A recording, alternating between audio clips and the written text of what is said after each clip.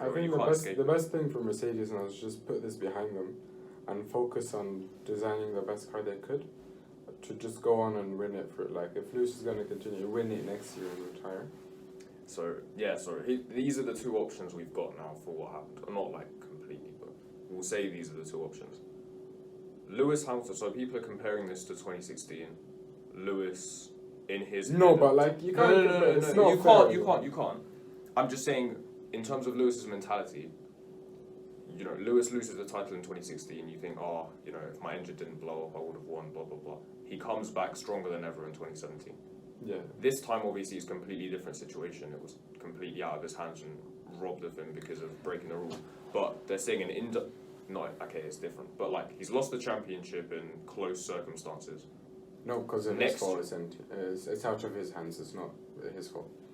So now, he comes into next year. Do we see a better Lewis Hamilton than ever? And he comes back and, whether he's given the car or not, performs incredibly. Or do you see him retiring because, you know, of what happened? I think, like, Red Bull aren't going to have a good car. Nope. But Mercedes are going to have a good car. Because they've invested all their money into next year's car. They're literally, the W12 is the W11, just made for these regulations. They just tweaked the car essentially, whereas Red Bull went out and designed a fully, like upgraded the car and everything. Basically everyone did that except Mercedes, because they had such a big leap on everyone else. And they saved all their money for next year. All the upgrades they brought this year were like tiny things essentially, not really worth mentioning. All they did was save the money and use it for next, because they know like next year is really where it is. So I think Lewis is going to have a good car next year. I think with this defeat, he's going to be motivated to go on and win it again and break that record. But I think like the only person now who can compete for a championship, like I think in the future in like 2-3 years, I think like, or maybe 2 years, I think George will be there. I think Lando, Charles, these guys will be ready to fight for a championship then, because they will have fought at the front for long enough. Yeah. I think the only one who's really up there with Lewis now is Max. If Max is in a bad car, Max is not at the front, I think Lewis will run away with it. So you're saying next year Max's car isn't good enough and the rest of the drivers aren't experienced enough? Because Max, that's the thing, people are talking about like Lewis won it when he had the better car, like, you know, all these years. But Max won it this year realistically because he was in the better car. Max was in the better car the worst car the past few years. He was nowhere to be seen. He wasn't even consistent in terms of like getting in, say, P2 or P3. Like, he retired so many times because of his own driving. True, yeah. Up until I'd say last year, maybe. So you can't really say like Max was like, you get what I mean? Lewis pulled it to the end of the season this year in a worse car, and he still competed. Max would not be able to do that, especially because I think the gap between them is going to be much bigger. But we'll see. Maybe with the new cars it'll be easier to follow. But if you're slower on the straight, like you're not catching. If you slower over the course of a lap, you're not catching them. The only thing it's going to do is going to make it, once you catch them, it's easier to overtake. But to catch them, that's an issue. Like Max was 10 seconds behind and it was only growing every lap.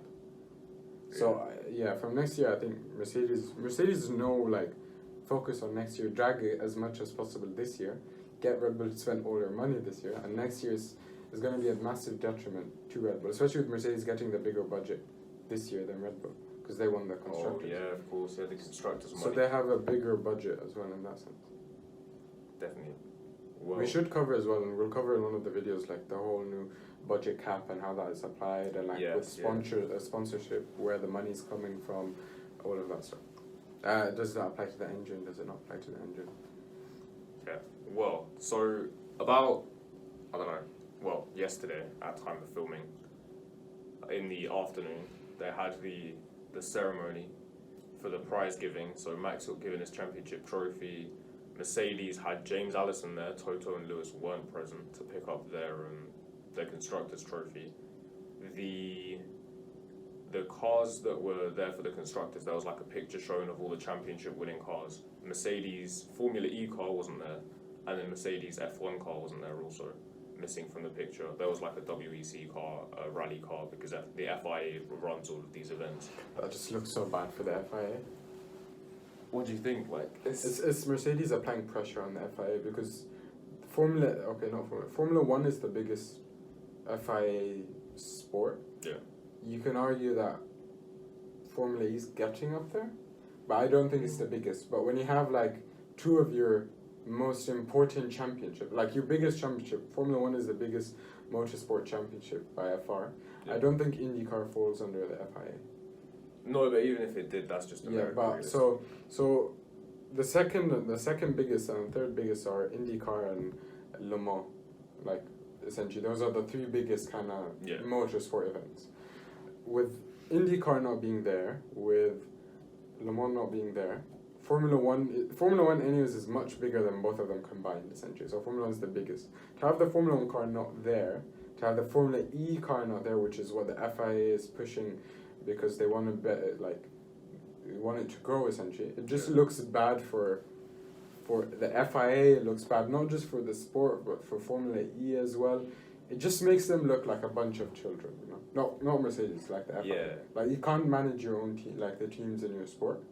And I think this looks really bad because Porsche and Audi really wanted to come into the sport. Will they actually want to come in now? Yeah, we'll get into this on the future, but like this could have a big impact on the future of F1. We'll try and see, like, it all depends, and we have no clue what could happen, but like this could have like I'm so excited to see how it's going to be covered in Drive to Survive. Because Drive to Survive is, but that's the Netflix has like the right to tell the story however it wants to tell the story. True, yeah, very. So it's not actually under Liberty Media in the sense that it doesn't have to say what Liberty Media wants, because it's not part of the FIA or anything like that.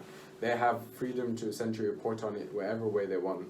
So I am interested to see how they're gonna have to bring it from Lewis's point of view, isn't it? Yeah, because Max has said he's not going to be in that. Exactly. So I think Max is gonna come out looking like the villain in this.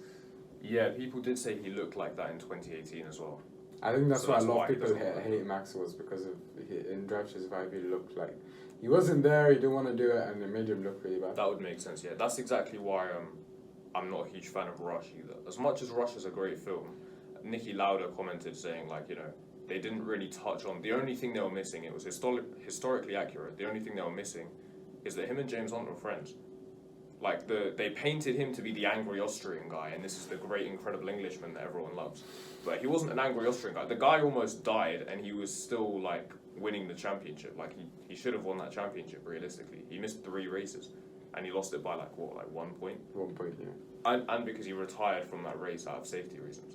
But then you also say that James Hunt put it so far on the line at that last race that perhaps he did deserve. Sure, yeah, no, like you can argue which one deserved it more, but yeah, just Niki, the fact he retired 4 races and he still was 1 point with them winning the championship. And he came back. What was it, like 4 weeks later or something after the accident to come back racing or something like that? Less, I think. 4 weeks. Yeah, something around there.